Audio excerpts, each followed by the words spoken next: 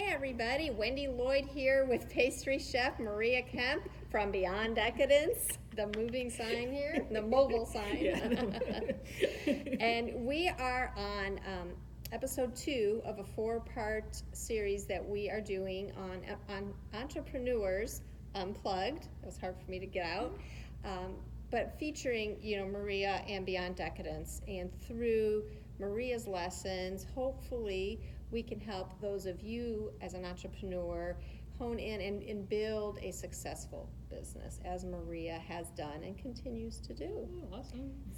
So last time we talked about getting started, and Maria shared her story with us of how Beyond Decadence came to be, and how when she moved to North Carolina, and how her business has evolved. So today we're going to talk a little bit about lessons learned, because as an entrepreneur, right, we're always learning. We should always be growing, particularly, in our businesses.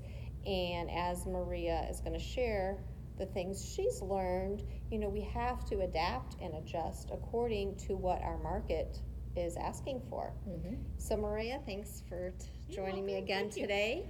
So can you go ahead and share with everybody a few of the lessons that you have learned in this journey? Okay, get a notepad because I'm going to go down a list for you. One of the biggest things I learned when I first moved here, I said I was Lake Norman's first and only mobile/pop-up bakery. In my head, I thought, oh, that's genius. Right. But what I found out from people outside of my head is it was confusing. And if you confuse your customer, you'll lose them. Absolutely. So I started taking the word mobile out of a lot of my marketing collateral. There's a few things that I've missed editing where it might still be there, but I tried not to use that anymore because I found what people thought I meant was that I had a food truck. And I'm like, no, I have a Honda CR-V. They're like, well, are you making things at a stoplight? I'm like, really? Yeah. Stirring the batter. Do you want some before the light turns green? Yeah. Your easy bake oven in the back. Easy bake oven. Yeah. I'm like, oh my goodness. I had no idea that that's what people were thinking. They went to food truck. All I was trying to do in my head was tell people, I don't have a storefront location. I will bring it to you. My tagline is, we deliver to your desk. Desk can be your desk, it can be your yacht. That was one of my first deliveries. It can be your home. Wherever you are, it's brought directly to you. Right. That's all I was trying to say by mobile, but people didn't get that by the word mobile. Also, I still use the word pop-up, but there's still people who don't understand pop-up. Pop-up the way I'm using it, but see, this is a language in my head which doesn't always translate to the customer, and that can be a problem. I am here, and here at different times, not all simultaneously, which means when I'm here, any of these places, I'm taking the tent if applicable, the table, the chair, the heater, the fan, the tablecloth, the decorations, the presentation pieces, and then the desserts, a clipboard for sign-up sheet, my cash drawer, the things to process payment, bags, package, anything you can think of. That's what I would take with me. And that's what a pop-up is. You're taking all that stuff, whether inside or outside. Yeah, anything you need to conduct business, whether it's inside or outside, to that location. Well, some people understand that's what a pop-up is, but other people would think it's more like the temporary places you see around, like Halloween or Christmas, the Hickory Farms or the Halloween Express, where they're in a storefront location because they pop up there temporarily. So that were some of the things that I realized people weren't clear on, and I needed to clarify the language that I was using to make sure that my customers were clear. Absolutely. Absolutely. Yeah. And how about along those lines, clarifying your message, but also clarifying who's your market? Oh, my goodness. And that evolves with time as well. It absolutely did. And I found, at the beginning, I did it felt like every vendor event there was, where I was taking all the things I just mentioned and doing a pop-up at, the vendor shows. I've done a million of them. And I found that everyone was not my target market. You know, just to be really granular, I found out if it's hot, I lose to snow cone and ice cream people, because everybody wants to cool off. Right. If it's cold, then they want hot chocolate, you know, or a coffee or something like that. And, you know, if there's an opportunity for refreshing drinks, and I'll just leave it at that, then refreshing drinks win. And then people typically want, you know, salty or greasy. Right. They don't want sweet. Right. And those were things that I had to learn through, you know, an opportunity to improve. Right, absolutely. I love that. And I think as a general rule of thumb, no matter what your business is, you learn lessons along the way, and don't be afraid to change things up a little bit, but also don't hold so tight to that original plan, because you could be preventing yourself from growth, and where you could really be. If I would have stuck to what I originally, you know, what I originally had planned and what I originally thought worked and what I originally had in my head, and not listen to, you know, my customers, people around me, or the, you know, the people, my tribe that I confide in, I would have stagnated myself at the very beginning. Right. You know, like a very practical example of what happened is I intentionally didn't use the word cupcakes, because I didn't want people to think, oh yeah, that's my cupcake girl. Right, you know? Right, yeah. well, then you probably do cakes and cookies and, you know, this and that. Right. No, I don't do those things. Those are not, you know, the things that I choose to build my business upon. So I intentionally use the word cakelets. Cakelet is a mini cake, and it's really, actually, it's cupcake size, but it's a little miniature cake that's done in a silicone mold, so it has a very elegant presentation, and it doesn't bake in a wrapper. I usually put them in a wrapper just so the client can move them around easier until they do their final plating, but it doesn't bake in a wrapper, so it gives it an appearance of a little miniature cake, aka a cakelet. What I learned from doing those is that people will buy those sometimes, but what I found is in our health conscious craze that we're still in, is it's still too big for people. I started doing little miniature bite-sized desserts, and those took off like crazy. Because the cakelet was still too big, and if you can't eat the whole thing, people feel like they're being wasteful to throw it away, and you're not going to wrap it up and put it in a bag and save it. People aren't going to do that. Right. They're going to toss it. And it's not as fresh. Yeah, they're going to toss it and just, you know, then they've lost half their money.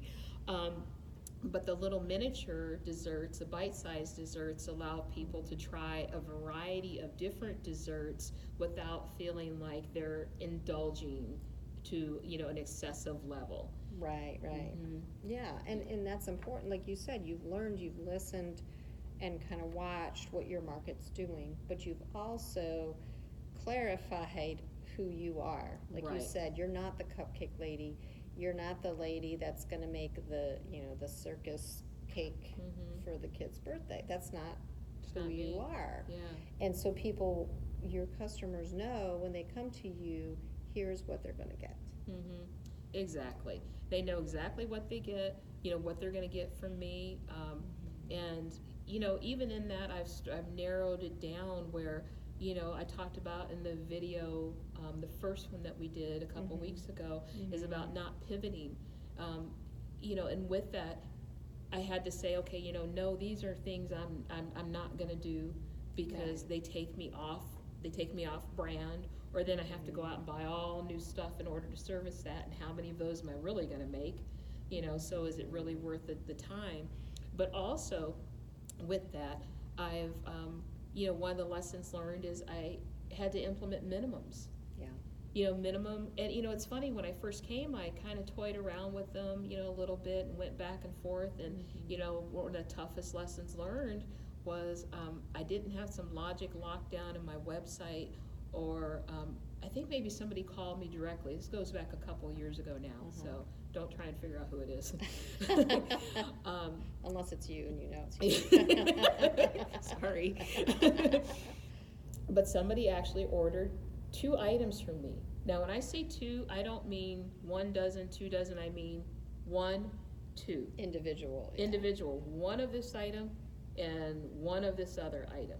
So I had to make a batch as small as I could, but it still made more than I needed of those 2 items, and they wanted to pick it up on a Sunday. Usually Sunday is my day off, where I go to church and Pilates, and that's about it. And so I had to, get, my chef jacket on and do all that, meet them at the pickup location, to deliver that order of 2 items. Right. And so I learned from that. I never forgot that. I'm like, okay, you know what? I have all this wasted batch of 2 things that I can't do anything with unless I want to eat them all myself, which I don't need to do, to just for that order. Right. And part of that too is learning, and we're going to talk about in another episode of, it's okay to say no, or it's okay to say, you know what, I'm sorry, I can't do that. And what a lot of people think a lot of times, well, let me go ahead and do that because, that's going to make such a good impression that people are going to come back and they're going to be a loyal customer. Right. Or I might lose them if I say I'm not, I can't do that. And I'm sorry, that's not reality. I never heard from that customer again. They never purchased from me again. So it didn't, win me any, points that they're going to be an ongoing loyal customer moving forward. Right. And just, so I learned. I mean, obviously in a respectful way, but it's okay to, Right. You have to be able to say no, or say, you know what, I'd love to be able to service you, but, here's maybe somebody that could, meet that need better than I can, or, you have to say no. You can say no kindly and respectfully, but you have to say no. Right. And we'll go a little more in depth in that, but that goes along with, clarifying, like you said, you had to clarify for your customers, when you order from me, it has to be X amount. There has to be a minimum amount, because like you said, it's not like you can mix enough batter for one little cakelet, for example, Yeah, and with that, and part of the lessons learned is, I'm trying to narrow it down, how, are there any items I can lower the quantities on so I can accommodate, smaller needs, or there's some that, I just can't. That may be too many for you, and I'm sorry, but it's either that or I'm going to end up having a lot of waste, or end up eating it myself. So I just can't say yes to everyone, unfortunately. Right. Yeah. But it's when you're clear on that, and that, like you said, it's on your website and all that, then people know.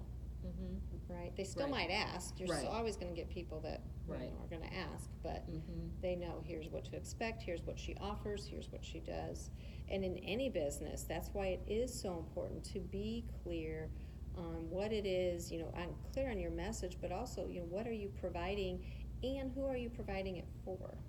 And I know that looks different in different industries and stuff. And some you can be a lot more specific than others. I mean, for yourself, you have a broader market, than perhaps I do with my coaching. I'm really focused on women, so it's, it's a different, but no matter what your business is, you need to have an identifiable market. Absolutely. And that comes, a lot of times that comes with learning. It does.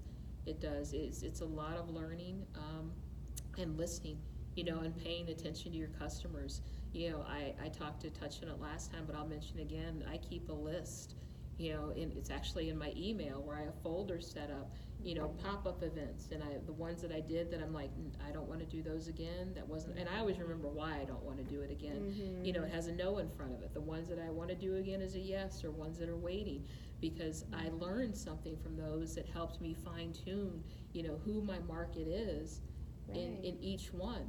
And you have to pay attention to that, because I get things coming at me, on a regular basis, what about this event? What about that event? Do this, do that. I think you should do this or that, or we want you here and there.